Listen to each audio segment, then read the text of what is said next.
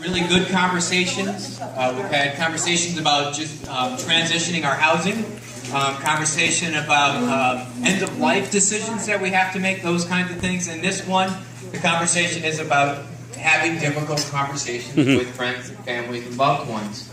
And we're really blessed today to have, as I said in service, we have the Reverend Katherine Palen here. Katherine is the Associate Executive Minister of the Eldercare Ministries. Yes? For Eldercare Ministries. Got my prepositions wrong. For Eldercare Ministries of American Baptist Churches of Rhode Island. Many of you remember Marie Carpenter. Marie was the previous Associate Executive Minister for Eldercare Ministries. So Katherine has been, before that she was serving a church in Iowa. Where in Iowa? Des Moines. In Des Moines. And who's been, I know one person here has been to Iowa, right? Anyone been?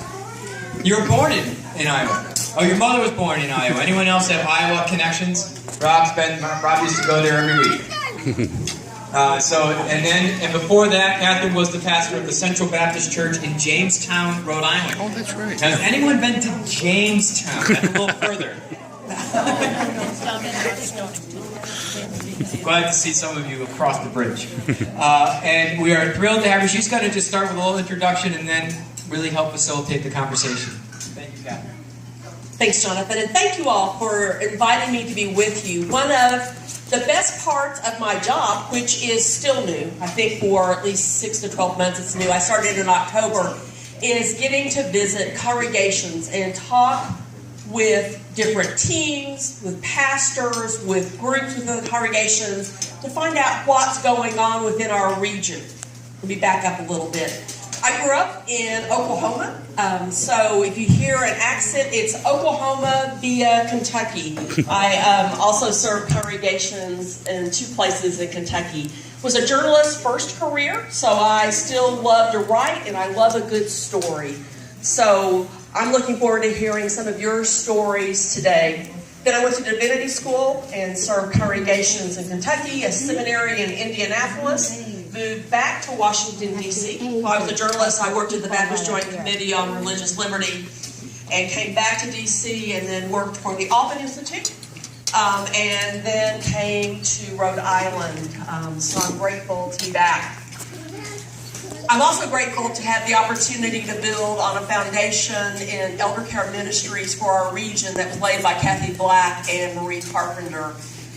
What we're doing now is sort of a transition time, and this is sort of our, so 8 years or so before retirement to really think, how do I want to live the rest of my life? We often think about how do we prepare for end of life.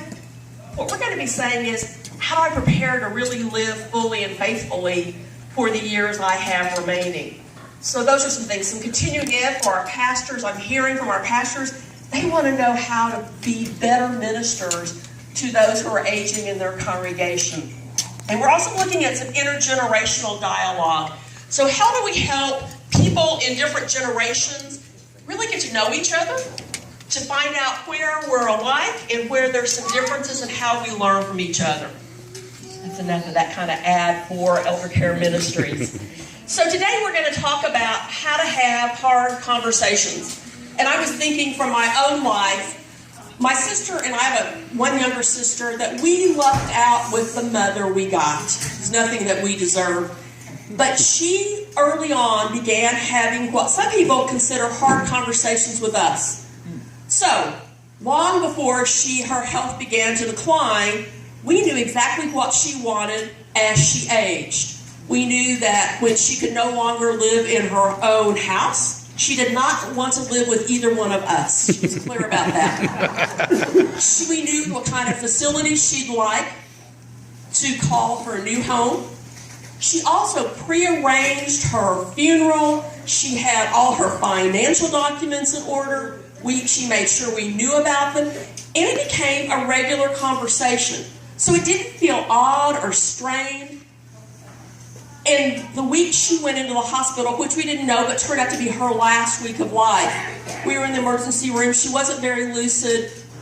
And the ER doctor asked me, Rhode Island, doesn't make that easy, or I don't want to gloss over it, but it made it so much easier because we'd had those conversations. So, I want to hear from you I want you to think about a time that you've had a difficult conversation.